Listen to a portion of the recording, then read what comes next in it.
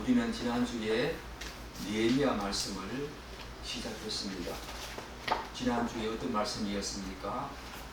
느헤미야가 유다에서 돌아온 그의 형제 하나니 그리고 두 사람의 이야기를 들으면서 정말 하나님의 마음과 심정으로 기도의 포문을 열었던 우리 느헤미야, 그분의 삶을, 그분의 기도를 우리가 잠시 살폈습니다. 오늘은 5절로 7절까지 하나님에 대한 바른 이해 속에서 기도하는 느헤미야를 보게 됩니다. 이 느헤미야 말씀을 통해서 우리의 기도가 어떠해야 하며 우리가 진실로 주님 앞에 어떻게 서야 하는지 오늘 말씀을 통해서 바로 깨닫고 아는 은혜가 여러분과 저에게 있기를 간절히 축복합니다. 아멘. 지난주에 제가 방금 말씀드린 것처럼 하나님의 마음과 심정으로 마음 아파하면서 조국 이스라엘의 그 형편을 두고 기도한 그 느헤미야, 오늘은 그렇다면 이 조국 이스라엘의 암담한 현실과 그 상황을 전해드린 느헤미야가 어떻게 구체적으로 기도하고 있는가 살펴보겠습니다. 우리 5절 한번 읽겠습니다. 이르되 하늘의 하나님 여호와 크고 두려우신 하나님이여, 주를 사랑하고 주의 계명을 지키는 자에게 언약을 지키시며 긍휼을 베푸시는 주여 간구하나이다. 우리는 5절 말씀을 통해서 느헤미야가 어떻게 기도의 포문을 열고 있는지 주목할 필요가 있습니다. 바로 이 부분에 느헤미야가 하나님에 대한 분명한 인식과 이해와 암 속에서 하나님을 부르고 있음을 알 수 있습니다. 5절 말미에 보면 긍휼을 베푸시는 주여 간구하나이다. 바로 그 앞의 내용이 주여라고 간구하기 전에 그 주님이 어떤 분이신가를 진실로 느헤미야가 알았습니다. 하나님에 대한 분명한 인식과 이해와 암 속에서 주님을 부르고 있는 이 느헤미야, 그래서 기도의 포문을 열고 있는 이 느헤미야를 우리는 오늘 주목해야 합니다. 본문의 기도에서 느헤미야는 하나님에 대한 4가지 중요한 인식과 이해를 드러내고 있지요. 하늘의 하나님, 바로 하나님의 초월성에 대한 이해입니다. 그리고 뭐랍니까? 여호와라고 부르고 있지요. 바로 언약의 신실하신 하나님에 대한 이해입니다. 그리고 그 이어서 크고 두려우신 하나님이라고 부르고 있습니다. 위대하시고 공의로우신 하나님에 대한 이해지요. 마지막으로 언약을 주를 사랑하고 주의 계명을 지키는 자에게 언약을 지키시며 긍휼을 베푸시는 주라고 말하고 있습니다. 이것은 무엇을 의미합니까? 어떤 자의 기도에 긍휼을 베풀어 주시는지에 대한 하나님의 이해이지요. 이 5절 한 구절 속에 이렇게 하나님에 대한 분명한 이해와 암과 인식과 그 지식 속에서 기도의 포문을 열고 있는 느헤미야를 여러분들은 주목해야 합니다. 우리의 기도가 어떻게 다른지, 우리가 앞으로 어떻게 하나님을 부르면서 기도해야 하는지 우리가 이 부분에서 분명히 알아야 한다는 것입니다. 그러면 하나씩 한번 구체적으로 살펴보겠습니다. 먼저 느헤미야는 하늘의 하나님이라고 부르고 있습니다. 4절도 말미에 보면은 뭐라고 합니까? 하늘의 하나님 앞에 금식하며 기도하여, 5절 그대로 이어서 이르되 하늘의 하나님이여, 2번씩이나 하늘의 하나님이라고 느헤미야는 부르고 있지요. 이 하늘의 하나님은 하나님의 초월성에 대한 이해이지요. 느헤미야는 지금 하나님의 존재 방식에 대한 명확한 이해 속에서 기도하고 있습니다. 하늘의 하나님이란 말은 우리의 존재 방식과 전혀 다른 존재 방식을 가진 하나님의 그 초월성을 높이고 있는 거지요. 하나님께서는 존재론적으로 우리 인간과 전혀 다른 방식으로 존재하고 계시다는 것을 느헤미야는 알았습니다. 즉 하나님이 계시는 이 하늘은 우리가 마음대로 날락 할 수 있는 곳이 아니라는 것입니다. 보이지 않는 초자연적이고 초월적인 곳에 계시는 것을 의미하지요. 바로 우리 주님께서 주기도문으로 우리에게 가르쳐 주신 내용 여러분 기억하지 않습니까? 하늘에 계신 우리 아버지여. 바로 주님께서도 우리에게 먼저 그분의 초월성을 먼저 인식하면서 기도 속으로 들어가라고 말씀하고 있지 않습니까? 느헤미야가 바로 그런 기도를 드립니다. 하늘의 하나님이여, 하나님의 초월성, 우리 존재 방식과 전혀 다른 존재 방식으로 존재하고 계시는 그분을 느헤미야는 부르고 있다는 것입니다. 따라서 하늘의 하나님이라는 말은 그분의 초월성을 말씀하시는 것으로, 그분은 한편으로는 인간 속에 성령님으로 우리 안에 내재해 계시지만 바로 내재성이지요. 또 다른 한편으로는 초월적인 존재로 계시다는 것을 느헤미야는 명확히 인식하면서 기도의 포문을 열고 있다는 것입니다. 여러분들은 이 초월성과 하나님의 그 초월성과 내재성을 균형 있게 잘 이해하고 계십니까? 하나님이 우리 옆집에 계시는 할아버지 정도로 생각하면서 기도로 나아갑니까? 아니면 하나님이 그런 방식으로 우리 안에 내재해 계시지만 여전히 그분은 우리의 존재 방식과 전혀 다른 초월해 계시는 바로 그 하나님을 인식하면서 여러분들은 기도의 포문을 열고 있습니까? 느헤미야는 하나님의 초월성을 분명히 인식하면서 기도 속으로 들어가고 있다는 것을 여러분들은 기억해야 합니다. 하나님은 초월해 계시는 분입니다. 그 다음에 느헤미야는 하늘의 하나님이라고 하면서 여호와라고 부르고 있지요.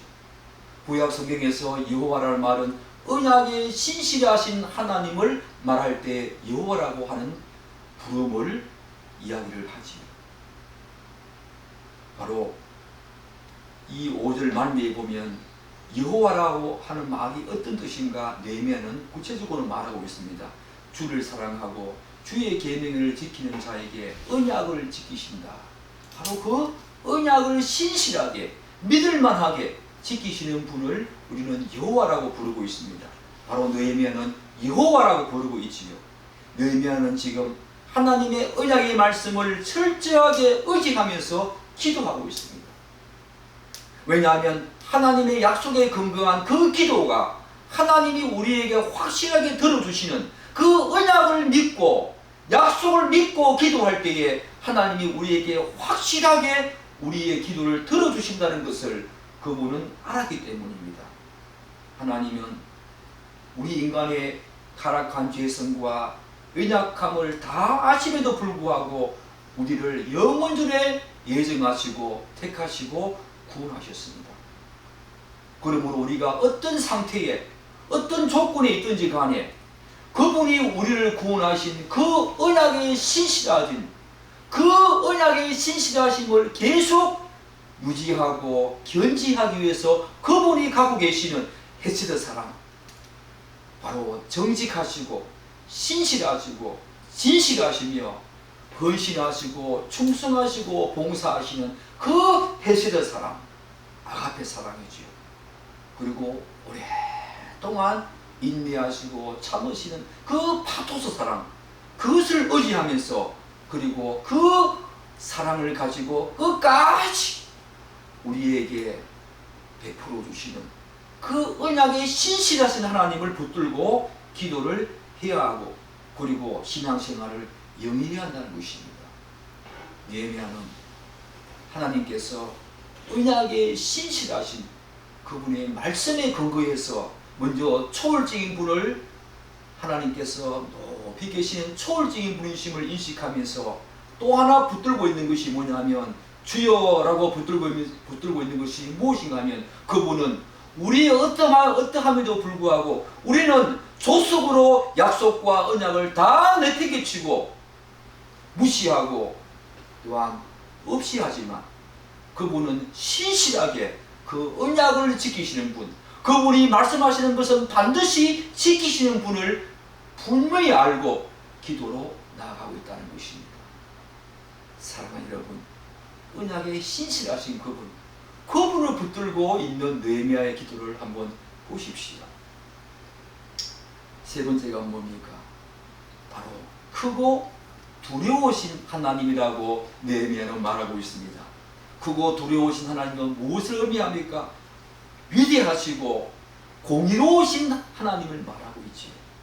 느헤미야는 지금 하나님은 온 우주 만물을 창조하시고 섭리하시는 큰 하나님, 만왕의 왕으로 계시는 분, 곧 위대하시고 강한 그런 분으로 고백하고 있지 않습니까? 크다, 이 말은 정말 만왕의 왕이시다. 모든 왕들 위에 계시는 분이시다. 위대하시고 강하신 분이다. 그런 말을 의미하지 않습니까? 뿐만 아니라 두려우신 하나님이라고 하는 이 말은 공의로우신 하나님을 의미하지요.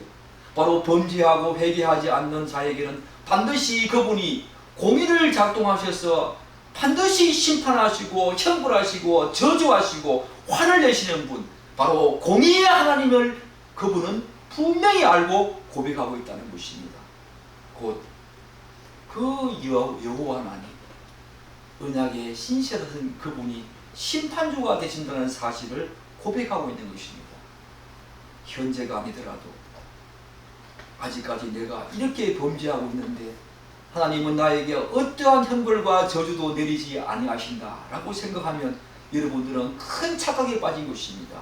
최후의 심판대 앞에 우리는 다 서야 한다는 것입니다. 바로 최후의 심판대, 바로 그 심판대 앞에서 심판주가 되시는 바로 두려우신 하나님, 그분을 붙들고 기도하고 있는 것입니다. 그분은 느헤미야가 고백한 대로 크고 위대하시는 분으로 계시기 때문에 전지전능하십니다. 어디든지 계시는 편지하신 분이십니다. 그렇기 때문에 우리가 지은 모든 죄를 다 하셔서 최후의 심판대 앞에 그분이 심판주가 되셔서 우리가 행한 대로 갚아주시는 그런 하나님, 바로 심판주 되시는 하나님이심을 느헤미야는 명확히 알고 기도하고 있죠.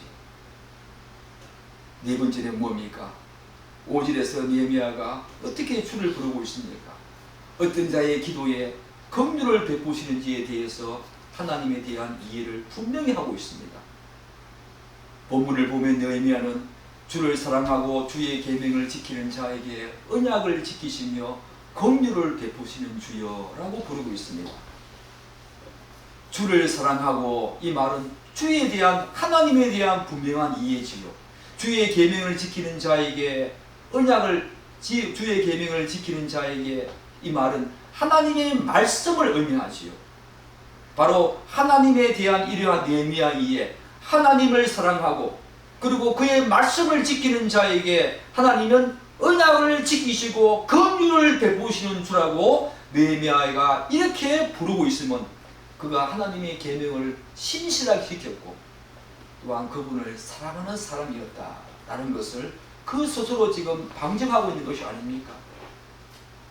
우리는 종종 하나님 앞에서 자신이 어떻게 살든지 간에 하나님은 긍휼과 사랑이 많으신 분이시기 때문에 자신이 처한 그런 극심한 문제 상황 앞에서 하나님께 나아가서 간절히 기도하기만 하면은 그분이 반드시 들어주실 것이라고 하는 그런 생각을 하고 있습니다. 그렇습니다. 그 부분은 우리가 부정할 수 없는 사실임에 틀림없습니다. 그러나 우리가 하나님에 대해서 한 가지 분명히 알아야 될 사실이 있습니다. 하나님은 우리가 동전을 넣으면 원하는 물건을 우리가 즉각적으로 구매할 수 있는 그런 자판기와 같은 분이 아니시라는 것입니다. 이런 식으로 하나님을 인식하는 것은 하나님의 주권적인 섭리와 그분의 인격성을 무시하고 또한 능욕하는 그런 처사와 다름없지요. 그래서 하나님을 이런 식으로 생각하는 사람은 그분에 대한 편협한 사고와 시각에서 비롯된 잘못된 인식이자 착각입니다.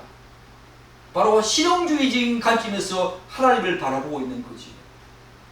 무엇보다도 하나님에 대한 이런 실용주의적인 관점, 그분이 우리가 원하는 것을 기도하면은 그분은 자판기처럼 우리가 원하는 것을 즉각적으로 주실 것이라, 그런 어떤 시각으로 하나님에 대해서 알고 그렇게 기도하는 사람들은 하나님이 자신의 뜻과 원하는 방식대로 기도에 응답하지 않았을 때에 하나님을 원망하거나 그분께 시비하거나 그분의 살아계심과 역사하심조차 의심하면서 믿음에서 떠나는 안타까운 경우도 많이 있습니다. 우리가 잘 알다시피 하나님은 당신의 뜻대로 온 우주 만물을 지으시고 운행하실 뿐만 아니라 구원받은 모든 성도들의 삶과 세밀한 부분까지 간섭하시고 주장하시고 섭리하시는 분이십니다. 게다가 하나님은 말도 하지 못하고 듣지도 못하는 그런 한낱 목석과 같은 그런 우상과 달리 굉장히 인격적인 분이시지요. 예미야는 바로 그러하신 하나님, 바로 인격적인 분, 우리가 그분의 계명을 지키고 하나님을 사랑할 때에 그분이 언약을 신실하게 지키시고 긍휼을 베푸신다는 사실을 알았던 것입니다. 그분의 인격성을 그분은 알았던 것입니다. 그렇게 인식하면서 기도로 나아가고 있는 느헤미야를 보십시오. 우리가 그분은 긍휼과 자비와 인애가 많으시고 사랑이 많으시기 때문에 우리가 어떻게 살든 간에 우리가 처한 상황에 직면한 어려운 문제 앞에서 그분께 나아가서 기도하기만 하면 그분은 자판기처럼 우리가 원하는 방식대로 똑딱똑딱 우리가 원하는 물건을 구매할 수 있는 그런 자판기, 그런 분으로 인식하면 안 된다는 것입니다. 그분은 우리가 그분을 사랑하고 또한 그분의 계명을 지키고 그럴 때에 그분은 언약을 진실하게 지키시며 우리에게 긍휼을 베푸시는 주다라고 하는 것을 그분은 이 느헤미야는 알았던 것입니다. 사랑하는 여러분, 여러분의 삶은 어떻습니까? 구원받았다고 하면서 늘 죄악 가운데 살면서 기도할 때는 하나님께 간절히 부를 수 있는 그런 이중인격적인 그런 이율배반적인 삶을 살고 있지 않습니까? 그래서 하나님께서 기도를 들어주시지 않았을 때, 자신이 원하는 방식대로 때에 따라서 기도를 들어주시지 않았을 때에 하나님을 의심하면서 그분과 그분에게 원망과 시비하면서 혹시 그분의 살아계심과 역사하심을 여러분들이 의심해 본 적이 없지 않습니까? 사랑하는 여러분, 그분은 인격적인 분이십니다. 대단히 인격적인 분이십니다. 우상이 아니라는 것입니다. 우리가 지금까지 살펴보았듯이 느헤미야는 동족 이스라엘의 영적이고 육적인 그런 고통과 환난과 아픔에 대한 문제 해결의 해답이 하나님께만 있음을 알고 하나님께 나아가 금식 기도하며 간절히 간구하는 모습을 보았습니다. 그러나 우리가 이 느헤미야의 기도에서 한 가지 놓치지 말아야 될 더 중요한 사실이 있지요. 바로 5절을 통해서 우리가 방금 말씀드렸던 그런 부분입니다.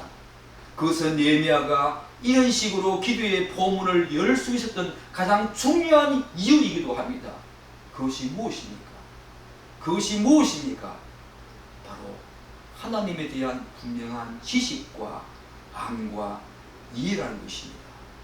오늘 조국교회가 가장 결핍되고 부족한 부분이 바로 이 부분입니다. 하나님에 대한 분명한 이해와 암과 지식이 너무 부족하다는 것입니다. 이 사실이 중요한 이유는 하나님에 대한 분명한 이해와 암과 이 인식은 하나님을 아는 지식으로 발돋움하기 때문입니다. 하나님에 대한 지식과 하나님을 아는 지식은 전혀 다르지요. 그렇지만 하나님을 아는 지식, 정말로 그분과 인격적인 관계성 속으로 들어가는 이 하나님을 아는 지식으로 나아가기 위해서는 먼저 하나님에 대한 분명한 지식이 있어야 한다는 것입니다. 오늘 조국교회가 이 부분에 대한 너무너무 이 부분에 대해서 제대로 드러내주지 못한 부분 때문에 우리가 하나님을 아는 지식이 너무 부족하다는 것입니다. 믿음의 체계와 교리 체계와 이 성경의 체계를 제대로 알지 못하고 하나님을 안다고 하는 것은 정말로 우리에게 너무너무 안타까운 사실이 아닐 수가 없습니다.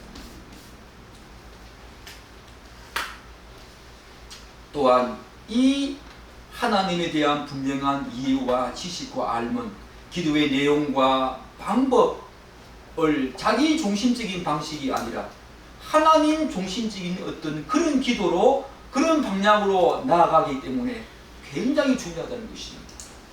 우리는 어떤 문제 상황에 직면했을 때에 종종 자신의 입장과 관점에서 그 문제를 바라보는 경향이 많이 있지요. 왜 하필이면 나에게 이런 일이, 나는 주님 앞에 진실되게 살았는데, 정직하게 살았는데, 순결하고 거룩한 모습으로 날마다 살려고 이렇게 몸부림쳤는데 왜 하필 나에게 이런 일이 닥쳤는가? 바로 자신의 관점에서 불평과 불만을 토로할 때가 많이 있다는 것입니다. 그러나 우리는 자신이 직면한 모든 문제 상황과 환경적인 측면을 하나님의 관점과 시각과 입장에서 바라볼 필요가 있다는 것입니다. 이를테면 우주 만물을 창조하시고 섭리하시는 그 하나님께서 구원받은 모든 성도들의 이 소중한 삶을 주권적으로 추정하고 계심을 간과해서는 안 된다는 것입니다. 그래서 하나님께서 자신에게 그런 상황을 허락하신, 있게 하신 특별한 이유와 섭리가 무엇인지에 대해서 더 깊게 고민하고 예민해질 필요가 있다는 것입니다.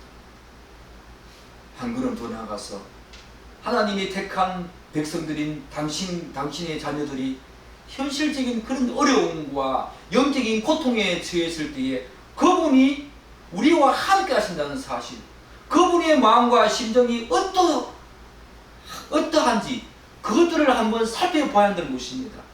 우리도 그런 아픔을 겪지만 우리와 함께 동행하시는, 우리 안에 내재하시는 그분께서 그분의 마음과 심정이 어떠할지 우리는 더욱더 예민해질 필요가 있다는 것입니다. 그분은 우리의 아버지 되신다는 것입니다. 그런데 하나님에 대한 이런 식의 접근 방식은 단지 신앙생활의 경륜이 더 길고 많다고 해서 저절로 습득되어지는 것이 아니지요. 바로 하나님에 대한 바른 인식, 바른 지식, 바른 이해, 그 깊이가 더해지고 넓이가 넓어지면서 가능하다는 것입니다. 느헤미야처럼. 느헤미야는 파사제국의 고위관리였지만 그는 다니엘처럼 하나님에 대한 바른 인식과 지식, 이해를 갖고 있었습니다. 오늘 우리가 살펴보고 있는 이 기도 내용을 보면 그가 얼마나 하나님에 대해서 바르게 이해하고 있었는지 우리는 분명히 알고 있지 않습니까? 분명히 알 수 있지 않습니까? 비록 이방 곳에서 살고 있었지만 여전히 하나님을 붙들고 기도했던 느헤미야. 그리고 그 기도의 내용이 하나님에 대한 바른 이해와 지식과 마음 속에서 기도했던 느헤미야. 이 느헤미야를 오늘 우리 조국교회와 저와 여러분들은 반드시 알고 우리도 이와 같은 방식으로 기도하는 여러분과 저의 삶이 되기를 간절히 축복합니다.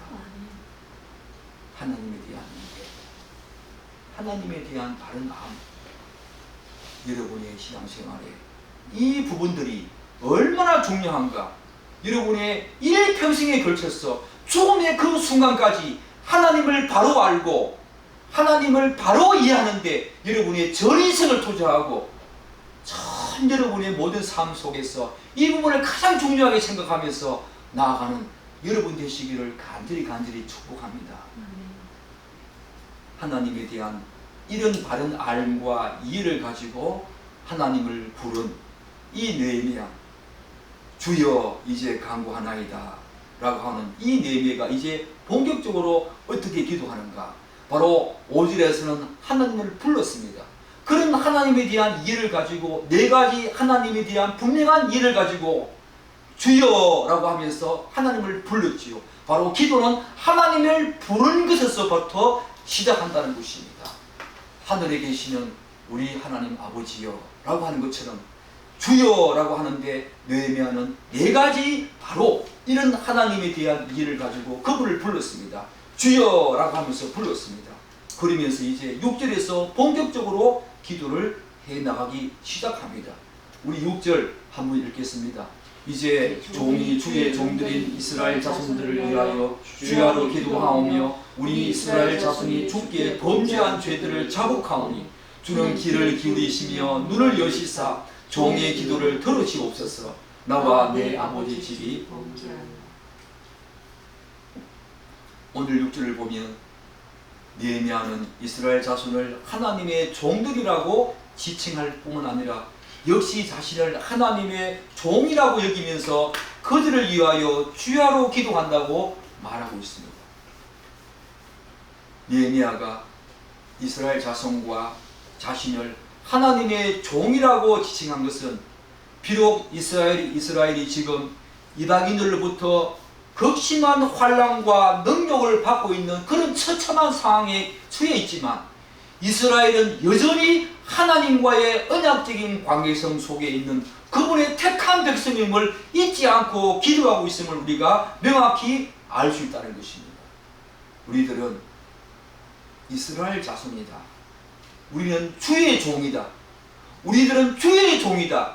이스라엘과 자신은 주의 종이다. 이 말은 그 이스라엘 자손과 또한 그 민족들이 지금 이방인들로부터 엄청난 능력과 멸시와 환난을 당하고 있지만 그럼에도 불구하고 하나님과의 관계성 속에서 우리들은 그분의 종으로 그분의 택한 백성으로 자녀로 지금 서 있다는 것입니다.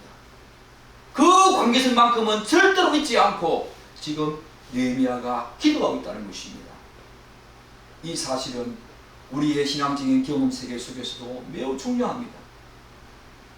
우리는 종종 자신이 하나님 앞에 무엇인가 자랑할 만한 그런 행위와 삶을 살고 있다고 생각하는 경우에는 그분께 너무너무 대담하고 담대하고 당당하게 나아갑니다. 이런 사람들은 율법주의적인 어떤 경향이 많지요. 그러나 그렇지 못할 그 경우에는 하나님 앞에 자신도 모르게 의기소침하고 위축되고 그분을 두려워하면서 그분께 나아가는 것을 주저할 뿐만 아니라 굉장히 불편해할 때가 많이 있다는 것입니다. 그렇지만 오늘 느헤미야 기도를 보십시오. 우리가 극도로 위축되고 의기소침하고 부끄러운 죄 가운데 있을지라도 한 가지 느헤미야의 기도에서 잊지 말아야 할 것이 있지 않습니까? 그것은 하나님께서는 우리의 연약함과 죄된 본성을 다 아심에도 불구하고 우리를 구원해 주셨다는 것입니다. 다시 말해서 하나님께서는 구원받은 우리들이 회심하여서 그분을 구주로 영접한 이후에는 죄를 절대로 짓지 않을 것을 염두에 두시고 우리를 택하여 구원해 주신 것이 아니라는 것입니다. 그분은 우리의 과거와 현재와 미래의 죄까지 다 구원하셨습니다. 우리가 어떤 상황 속에 어떤 조건 속에 어떤 여건 속에 있다 할지라도 그분과의 언약적인 관계성 그것은 절대로 뗄 수 없다는 것입니다. 바로 느헤미야가 이스라엘 자손이 여전히 그분의 종이라고 지칭하면서 기도하고 있는 것처럼 우리도 극심한 죄악 가운데 있다 할지라도 그분이 우리의 아버지 되심 그분이 우리의 아버지 되심을 절대로 뗄 수 없는 그런 관계성 속에 우리가 묶여 있다는 것입니다. 그분과 연합되어 있다는 것입니다. 그것을 잊지 않고 기도해야 합니다. 마귀는 우리의 어떠함을 의지해서 기도하라고 합니다. 좀 더 잘 살고 좀 더 주님 앞에 신실하게 살 때는 담대하게 용기 있게 기도로 나아가게 하지만 우리가 어떤 죄 가운데 있을 때는 내가 그런 죄를 가지고 하나님 앞에 나아갈 수 있는가 라고 하면서 계속해서 우리 귀에서 속삭이고 거짓으로 계속해서 유혹한다는 것입니다. 너 그런 방식으로 하나님께 나아가서는 안 된다고. 그런 식으로 삶을 살 때 하나님이 너의 기도를 들어주실 것인가? 그렇지 않다고 계속해서 우리를 속이고 우리를 이간질한다는 것입니다.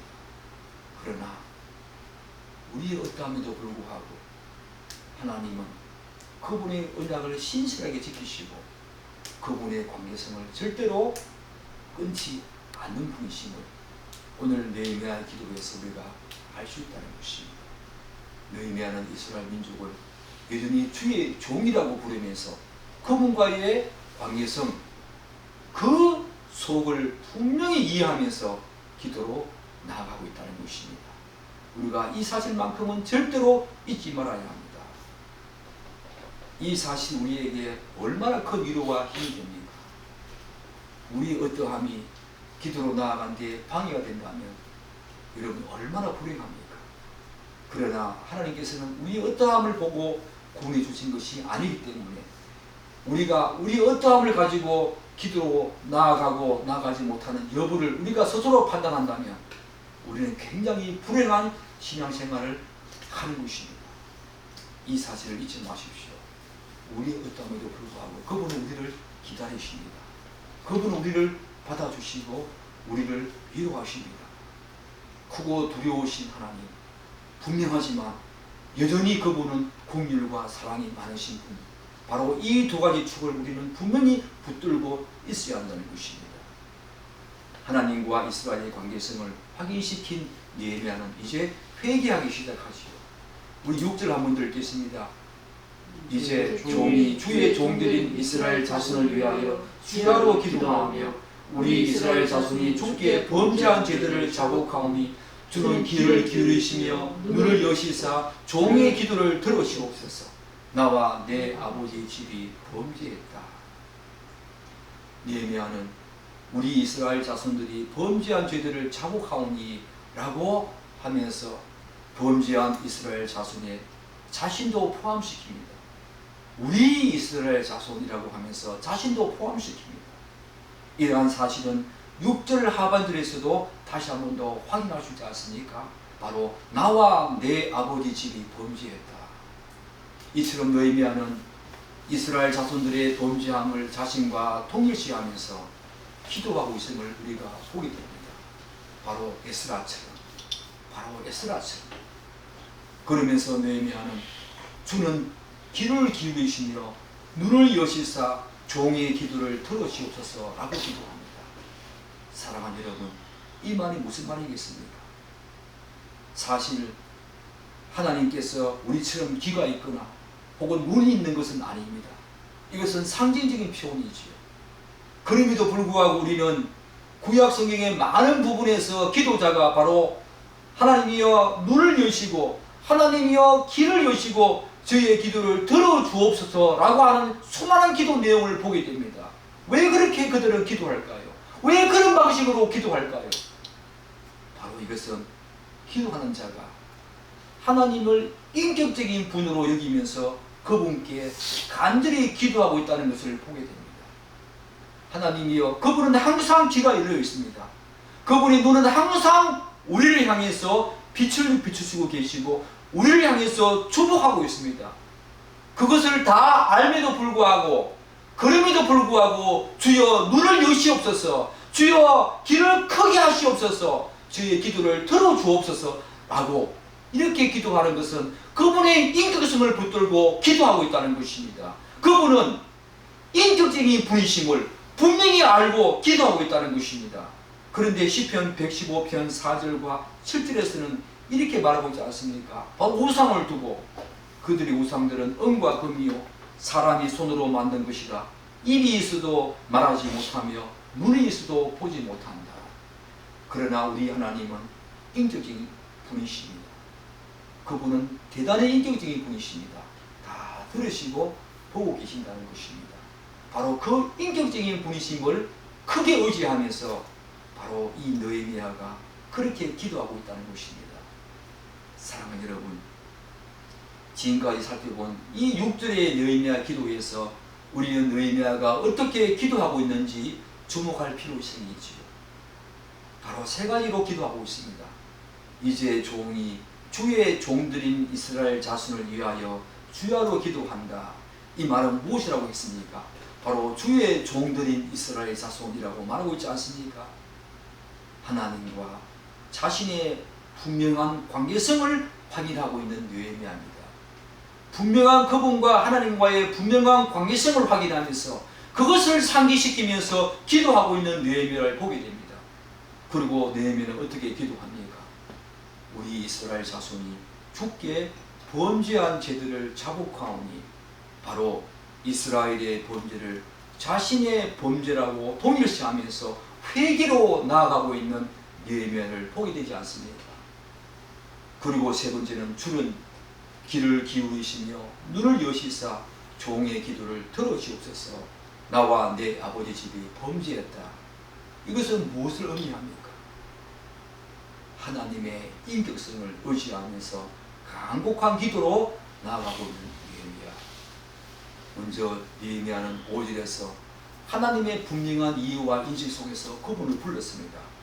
그리고 이스라엘과 자신의 그 죄를 동일시하면서 회개로 나가고 있는 예레미야를 우리가 보게 된다는 것입니다. 어떻게 해요? 그분의 인격성을 철저하게 의지하면서 철저하게 인식하면서 회개로 나가고 있는 이 느헤미야의 기도를 우리는 주목해야 합니다. 자, 이제 마지막으로 7절을 통해서 느헤미야의 기도를 좀 더 살펴보도록 하겠습니다. 우리 7절 한 번 더 읽어보겠습니다. 주를 향하여 크게 악을 행하여 주께서 주의 종 모세에게 명령하신 계명과 율례와 규례를 지키지 아니하였나이다. 앞에서 6절에서 느헤미야는 회개의 기도를 드렸습니다. 이스라엘 민족의 죄를 자신과 동일시하면서 죄를 자복 곧 회개한 느헤미야는 이스라엘의 죄가 무엇인지를 열거하기 시작합니다. 오늘 7절에서 두 가지로 요약해서 열거하고 있지요. 하나가 무엇입니까? 바로 하나님을 향하여 악을 행했다라고 말합니다. 그리고 또 다른 하나가 무엇입니까? 바로 모세의 율법을 지키지 않았다는 것입니다. 두 가지 내용은 우리들에게 성경이 말하는 죄가 무엇인지 선언적으로 확언적으로 밝혀주고 있다는 점에서 매우 중요한 대목이지요. 여러분, 죄가 무엇입니까? 여러분들은 성경이 말하는 죄가 무엇인지 구체적으로 알고 계십니까? 바로 7절이 성경이 말하는 죄가 무엇인지를 선언적으로 확언적으로 우리에게 들려주는 귀한 말씀입니다. 먼저 전자에서 알 수 있듯이 죄는 하나님을 향하여 악을 행하는 것입니다. 죄는 하나님을 향하여 악을 행하는 것입니다. 우리 창세기 39장 9절에서 요셉이 이렇게 기도하고 있는 모습을 볼 수 있지 않습니까? 그런즉 내가 어찌 큰 악을 행하여 하나님께 죄를 지으리이까. 또한 시편 51편 4절에서 바로 다윗이 바세바를 범한 후에 회개하는 기도를 우리가 이렇게 보고 있지 않습니까? 내가 주께만 범죄하여 주의 목전에 악을 행하여 사오니. 사랑하는 여러분, 요셉과 다윗이 고백하고 있는 것처럼 모든 죄는 비록 사람을 대상으로 해서 짓는 것이라고 하더라도 근본적으로 하나님을 향하여 악을 행하는 것이다. 바로 그것을 우리에게 말해주고 있지요. 본문에서 우리가 볼 수 있듯이 느헤미야는 이스라엘 민족이 주를 향하여 크게 악을 행했다라고 자복함으로써 요셉과 다윗이 견지했던 그 죄에 대한 이러한 인식을 명확히 소유하고 인식하고 있었음을 알 수 있지요. 그리고 느헤미야는 주께서 주의 종 모세에게 명령하신 계명과 율례와 규례를 지키지 아니하였나이다 라고 자복함으로써 죄가 무엇입니까? 바로 모세의 율법, 꼭 하나님의 말씀을 준행하지 않는 것이 바로 죄다 라고 우리에게 분명히 선언적으로 확언적으로 드러내고 있다는 것입니다. 사랑하는 여러분, 여러분들이 어떠한 죄를 범했던 간에 그것은 하나님을 향하여서 악을 행하는 것입니다. 우리는 죄가 무엇인지를 선언적으로 밝혀주고 있는 느헤미야의 회개 기도를 통해서 우리가 죄를 짓지 않기 위해서는 다음과 같은 두 가지 내용의 분명한 이해와 인식이 필요하다는 것을 확인할 수 있지 않습니까? 그것이 무엇입니까? 전자의 내용, 곧 죄는 본질적으로 하나님을 향하여 짓는 것이라는 점에서 우리가 죄를 짓지 않기 위해서는 하나님에 대한 분명한 인식, 이해가 반드시 필요하다는 것입니다. 하나님을 향하여 악을 행하는 것이 죄라는 것입니다. 그렇다면 그 하나님이 누구신지 그분에 대한 분명한 안과 인식과 이해가 있어야만 우리가 죄를 짓지 않는 그런 방향으로 나아갈 수 있다는 것입니다. 그리고 후자의 내용, 그 죄는 하나님의 말씀을 준행하지 않는 것이라는 점에서 하나님의 말씀에 대한 분명한 암, 인식도 죄를 짓지 않는 또 다른 중요한 방법이 또한 중요한 걸음이 될 수 있다는 것입니다. 사랑하는 여러분, 신앙생활은 하나님을 아는 것이고 하나님의 말씀을 아는 것입니다. 반대로 죄를 짓는 것은 하나님을 제대로 알지 못하여서 또한 하나님의 말씀을 제대로 알지 못하여서 우리가 죄를 짓게 되죠. 여러분들이 하나님에 대한 바른 인식과 하나님 말씀에 대한 바른 이해와 깨달음이 있다면 죄 가운데 있지 않을 것입니다. 그러나 하나님에 대한 바른 인식과 이해와 알미 없고 하나님 말씀에 대한 바른 깨달음이 없다면 우리는 죄 가운데 있을 수 있는 가능성이 너무 많다는 것입니다. 구원받았음에도 불구하고. 그런 측면에서 사랑하는 여러분, 여러분들은 하나님을 알고자 부단히 노력하고 있습니까? 하나님의 말씀을 깨닫고자 부단히 노력하고 있습니까? 여러분에게 건면합니다. 여러분의 일평생에 걸쳐서 우리가 추구해야 될 가장 중요한 삶은 하나님을 아는 것입니다. 그리고 하나님의 말씀을 제대로 깨닫는 것입니다. 오늘 우리에게 너무 부족한 것이 바로 이 두 가지 내용 아닙니까? 하나님을 안다고 하지만 얼마나 추상적으로, 관념적으로, 거칠애적으로 알고 있습니까? 하나님의 말씀을 우리가 많이 읽는다고 하지만 정말로 그 말씀이 풍성하게 드러내주은 그런 의미들을 여러분들은 얼마나 많이 알고 있습니까? 그렇지 못합니다. 오늘 우리의 삶이 이렇게 무너지고 있는 것은 바로 하나님에 대한 그리고 말씀에 대한 바른 이해와 깨달음이 없기 때문입니다. 느헤미야처럼 하나님에 대한 바른 이해 속에서 그분께 기도함으로 말미암아 여러분의 삶이 복되기를 기도합니다. 그렇게 되기를 간절히 축원합니다. 기도하겠습니다.